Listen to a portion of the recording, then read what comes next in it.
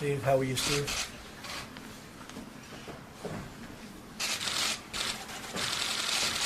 Well, I just want to thank everybody. The receptivity that we've had and the United States has had being here has been incredible. Sitting around this table are some of the greatest business leaders in the world, some of the greatest companies in the world.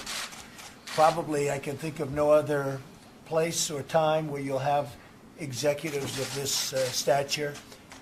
And I thought what I'd do is, first of all, I want to thank the professor for having done a fantastic job. Klaus, thank you very much. You have really done outstandingly, and putting this together at this level over many years has been a great tribute to you and your entire group and your entire family. So thank you very much. It's an honor to be here representing the United States. Thank you, Mr.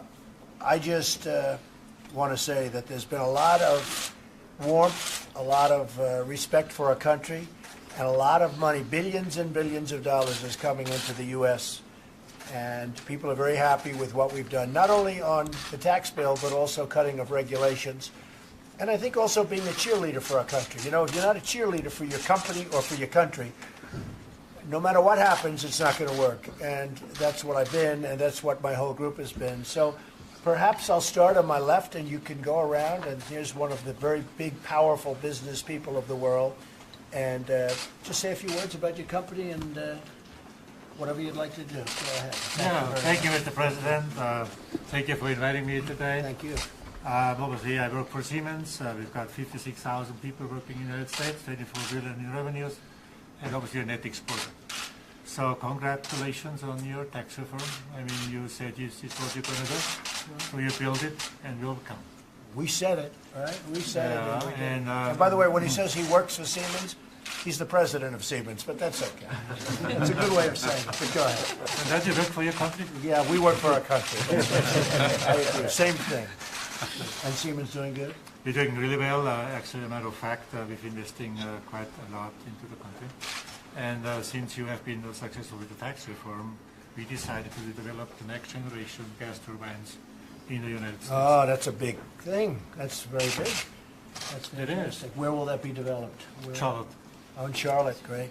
That's fantastic. Well, thank you on behalf of Charlotte. Thank you very much. And our country. Thank Our you very pleasure. much. Thank you. Fantastic. Thank you, President. Yes. Mr. President, thank you for having me. Puneet Ranjan from Deloitte. On behalf of 265,000 employees across the globe, 70,000 in the U.S., thank you again for having us. Great company. Thank you very much. Thank Great you. job. Thank you. Mr. President, thank you for the invitation. Mark Schneider, CEO of Nestle. Nestle was co-founded, this is something that few people know, by American brothers who moved to Switzerland after the Civil War. Today we employ 50,000 people in the United States. We operate 77 plants. Almost everything we sell is locally made. We operate 10 R&D centers, and we're excited about what's going on in the U.S. market. And people think of Nestle for candy, but I read the other day that's actually only 3% of your company. So what is your primary product now? Coffee, infant nutrition, water, pet food, those are the growth drivers. Yes. Fantastic job you've done. Thank you very much. Thank you. Professor. Yeah, World Economic Forum engaged also in the United States. But you probably do not know, 1/3 of our staff is working in, we have only 800 people, but tiny compared to you. But 1/3 of the staff is working in New York and in our Center for the Fourth Industrial Revolution in San Francisco. That's very good. Has this been a very successful one right here now? Yeah. Has it all gone very well? Because it seems to really be going smoothly. A lot of really good relationships. Yeah, and even more what I mentioned before, Mr. President, the World Economic Forum is a very business-driven approach to global cooperation. Right. I think many of the issues can be much faster and much more efficient resolved if business is involved. And that's what we are doing, creating coalitions between governments, business, and to a certain extent also the young generation, Right. to make sure that we really have a pragmatic approach in global governments. Well, we're honored to be here and be with you. Thank you, Professor. Good evening, Mr. President. I'm Rajiv Suri from Nokia. we're the leading networks, telecom networks company in the world. So number 2, we have 15,000 people in the U.S. and it's one of our strongest R&D setups in the world. We spread throughout the U.S. We have, after the acquisition of Alcatel-Lucent, we own Nokia Bell Labs, which is in New Jersey. We do a lot of stuff in the West Coast, we're in Chicago, throughout the country really. So about just under half of our people do research and development, and the rest are doing services and 4G networks and 5G and so on. So I'm very happy and pleased with your infrastructure focus and focus on 5G. Thank you very much. Appreciate it. So thank you, Mr. President, for inviting all of us. My name is Martin Lundstedt. I'm the president of the Volvo Group. Volvo. And among other things, we are the proud owners of Mack Trucks. That's right. Which are 100% made in the U.S. Absolutely. And Volvo Trucks also for North America is 100% made in the United States as well as our construction equipment in Pennsylvania, as a matter of fact, in Allentown and in Shippensburg and in Middletown, in New River Valley in Virginia. So we are primarily focused on the East Coast. We are just now running the biggest investment program in our company's history in the United States on R&D. How much will you be investing? We will, for the time being, just north of $2 billion in total on that specific program, but we have a big chunk of very, very good and talented engineers also for the future technologies when it comes to infrastructure and transportation, autonomous and That's great, absolutely. Well, we're going to be doing a lot of that, so that's excellent. I asked the question before when I heard Volvo, and I know they own Mack Truck. I said, what's the difference in price between a Mack and a Volvo comparable truck? And you said? I said, since they are very strong on the vocational side, and now also coming, and that value is at 10 to 15%. He said they're both great, but a Mack is about 15% more. That's right. That was very good. Thank you very much for that investment in the U.S. $2 billion is great. Thank you very much. Mr. President, thank you for the invitation. I represent the Adidas team. Adidas. America is our single biggest country. We're growing 30% in the U.S. And some of the most famous creators of our products are coming out of the U.S., starting with Stan Smith from the 70s, Kanye West, that are building one of the most thought-after shoes in the world. And we just opened a fully automated shoe manufacturing plant in the state of Georgia and Atlanta. That's fantastic. Great job. So my name is Werner Baumann. I'm the CEO of Bayer. That's a company that in the future will be known as the company that was formerly the Aspirin company. Yeah. So we are working heavily on acquiring Monsanto, a national icon in the US, making good progress, and hope to close this transaction early 2018, so should be imminent. So what percentage of your company is the aspirin? Aspirin is a just about 1.1 billion euro, so 1.4 billion. So that's a pretty small percentage. It's relatively small, but it's one of the few brands that has been growing for 120 years. It's very profitable, and I think you take it as well. I do. I take one a day. I should say, I only take Bayer. One aspirin a day. So far, it's been working. It was a once of a lifetime. No, it's a great company. So are you going to be investing in the U.S.? Yes, we are. We will actually consolidate most of our activities also into the Monsanto headquarters, the former Monsanto headquarters in St. Louis. We're going to invest about 16 billion. If you look at our R&D investment in crop alone, and 60% out of that is going to be in the U.S. over the next 6 years. Thank you very much. That's really great. Thank you. President, my name is Mark Tucker from HSBC. I think HSBC you know well. I do. Our business in the US began in 1865, and we're the largest foreign bank in the US. We have a business. We have a balance sheet of $2.6 trillion. Right. We work in 70 countries, and we have a market cap of around $250 billion. The commitment to the US. We have a very strong business here, and a business that will continue to grow. And you founded one of the most successful businesses in China. That is a big statement. You did a great job. So it's a great honor to have you. Thank you very much. It's a fantastic job you've done. I know all about you. I know everything about you. It's dangerous, Mr. President. I know. You people have done what you've done. Congratulations. Thank you. I'm Patrick Pouyanné, Chairman and CEO of Total, which is an oil and gas company, the fourth largest in the world, 130 countries. We are in the US, 7,000 people. We do almost everything in your country. We produce oil, we explore. We are just making a big discovery in the Gulf of Mexico, oil discovery. Produce gas in Texas. We are investing in an LNG plant in Louisiana to export gas from the US. What else? We are just deciding to invest $3 billion in petrochemicals in Texas. Big new cracker, big plant, creating 1,500 jobs. We have 7,000 people in your country, and in 23 states. So you're fourth in the world. Yeah, we are fourth largest in the world and third by results. More than $10 billion results per year, despite the oil price. We invest around $15 billion each year, and at least $1 billion as an average in the US. And of course, for us, the US with the gas revolution, shale revolution is a land. It's an obvious business case because low cost energy, low cost feedstock. So we come and even we will do more with your tax reform. It's a great company. And we are also invested in renewables.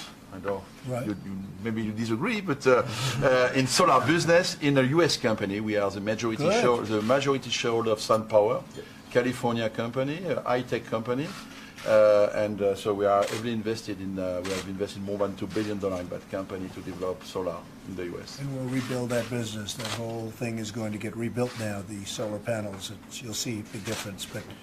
That's very good. So from the U.S. standpoint, you're very happy about it. Yes, I'm happy. To be honest, for SunPower, there is competition with, with others. You have competition? Yeah, we have strong competition. That's what we wanted. Competition. No, but you've done a great job. But, thank you. Thank you, Mr. very President. much. Appreciate it. Mr. President, thank you for the invitation. Heinrich Hiesinger, CEO of ThyssenKrupp. We are, let's say, strongly localized in U.S. in elevator engineering, automotive. 80% is already localized. We are very proud that we have all the elevators in the Freedom Tower, which is for our people a big pride. They worked 6 years on that one. And our other thing is we have 3,000 apprenticeships for young people each and every year. So Otis, compared to the size of what you do, we are quite similar in size. We are heading one-to-one because years ago we have acquired Dover. Right. And this made us quite strong there. That's good. Great product. I've used your product, as you know. Yes. Great product. Thank you very much. Thank you very much. So, thank you, Mr. President. Thank you for the invitation. It's an honor. So, my name is Eldar Sætre. I'm the CEO of Statoil, oil in the name, so that stands for oil and gas, coming from Norway, the region Norway. The president in the U.S. for 30 years now, substantial investments over the years. So, we're engaged both in the onshore, the offshore, trading, extensive trading business, and also renewables, not solar, but offshore wind actually. So quite sizable business, not as big as Total yet, but we're working on it. So we're growing, increasing our production. We are into three areas onshore, 6 increasing to 8 fields offshore, 300,000 plus barrels a day, currently growing to around 400,000. So it's our second biggest location outside of the Norwegian part, the Norwegian continental shelf.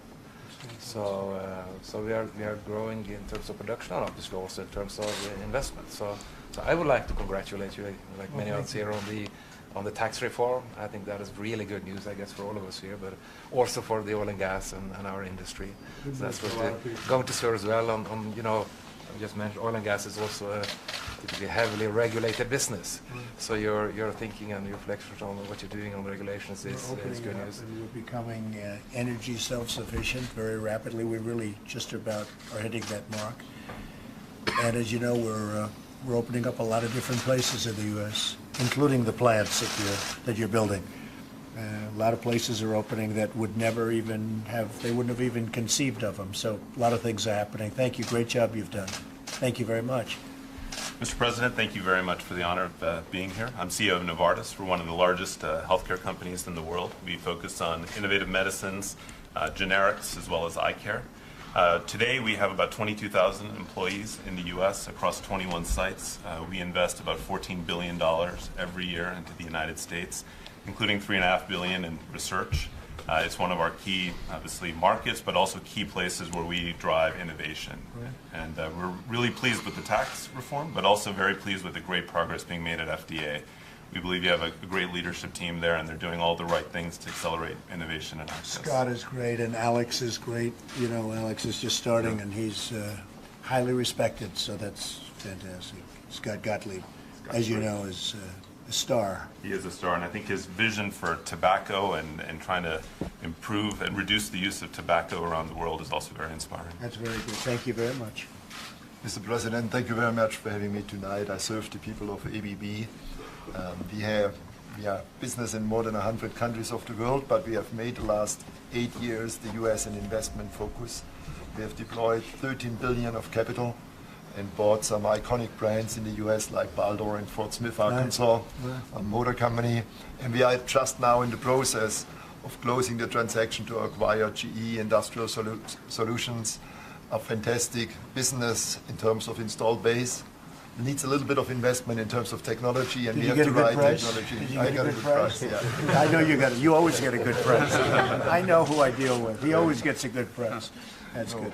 All together, so we have today now, including the GE transaction, we'll have 26,000 people in the U.S. in more than 60 sites, nicely spread all over all the U.S.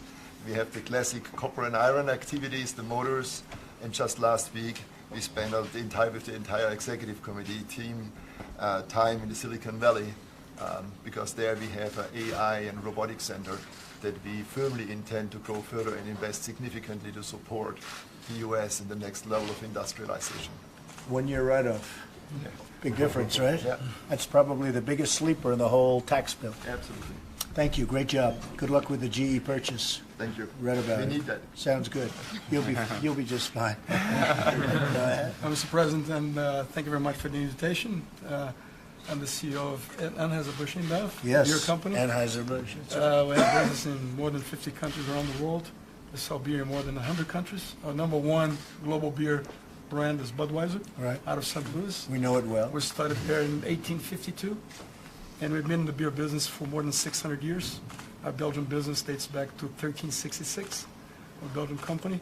And our biggest market is the U.S., where we employ 18,000 people in more than 50 sites. Great. And we just announced last year a program through 2020, $2 billion investment in our facilities in the U.S. That's fantastic. That's good. Thank you very much. Great market for us. That's fantastic. Thank you very much. Thank you, sir. Hey, Mr. President, I'd like to thank you, first of all, for having me, but also for spurring on all this growth, because these are all my customers. I know. And it's kind of amazing to have all your customers talking about adding jobs and growing their business, and it's just a real tribute to the momentum that you've created in the global economy, so I thank you very much. SAP is the leading enterprise software company.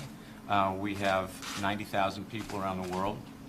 In the United States, we're quickly approaching 25,000. It's the fastest growing region of the world, especially in jobs.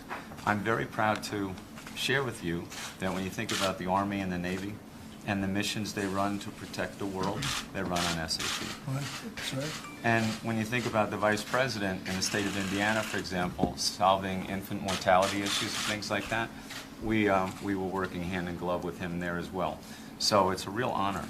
And thank you for having me, and we look forward to helping in any way we can. And you have done a really spectacular job. I guess pretty much everybody at this table is your customer, so that's not so bad. Exactly. So I want to congratulate you. Thank you, Mr. President. Thank you. Thank you. So I want to thank everybody. Really, you have done incredible work, incredible jobs. These are some of the great companies of the world, many of the great companies of the world, and congratulations, and now we'll talk, and thank you very much. Appreciate it. Thank you very much. Thank you all very much. Thank you.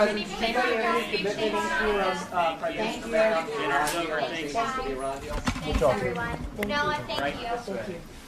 Thank you, guys.